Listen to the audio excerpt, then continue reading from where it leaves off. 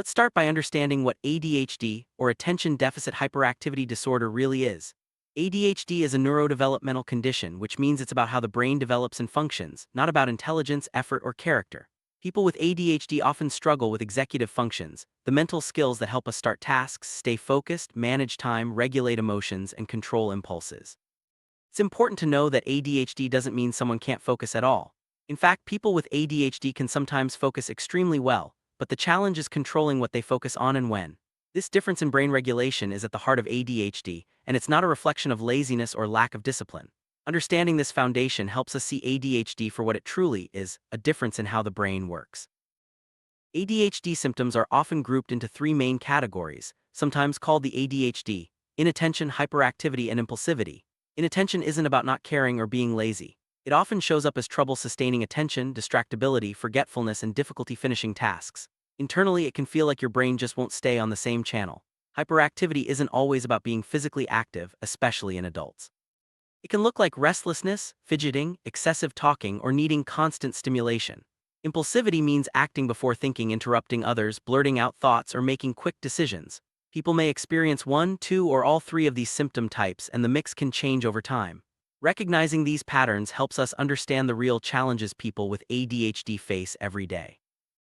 What's actually happening in the brain of someone with ADHD? Research shows that ADHD is linked to differences in the brain's dopamine and norepinephrine systems. These differences affect how the brain seeks stimulation and responds to tasks. That's why people with ADHD might hyperfocus on things they find interesting but struggle to get started on or complete tasks they find boring. It's not about willpower, it's about brain chemistry.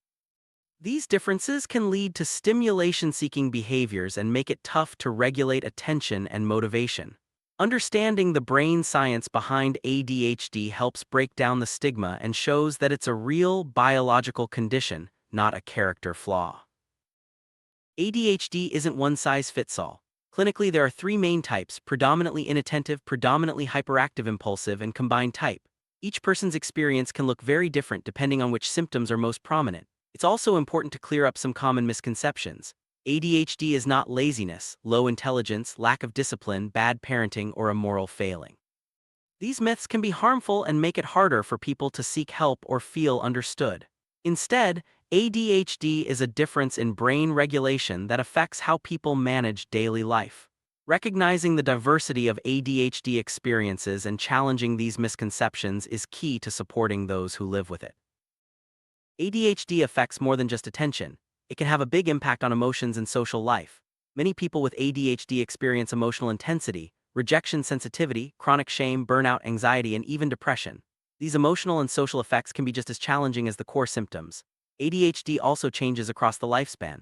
Children, teens, and adults may experience symptoms differently, and internal struggles often increase with age. But it's not all challenges. Many people with ADHD have unique strengths like creativity, high energy, intuition, hyperfocus, empathy, and originality. With the right support such as medication, behavioral strategies, therapy, coaching, and lifestyle adjustments, ADHD is manageable. The key takeaway is that ADHD is a difference in brain regulation, not a lack of effort. Recognizing both the challenges and the strengths can help people with ADHD thrive.